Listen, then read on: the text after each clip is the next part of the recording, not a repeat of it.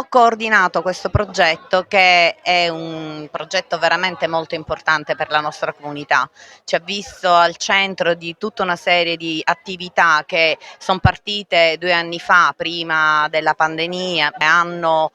coinvolto i nostri studenti in degli scambi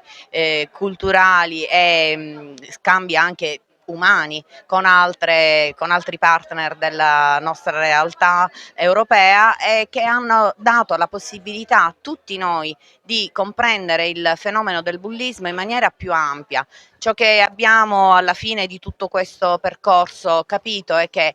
l'intelligenza emozionale da parte degli studenti, da parte dei docenti, da parte di tutta la comunità scolastica deve essere continuamente coltivata e incentivata, anche con dei corsi specifici, perché forse questa è la chiave che ci aiuterà a risolvere, o perlomeno a migliorare i rapporti tra i ragazzi, e quindi evitare episodi di bullismo.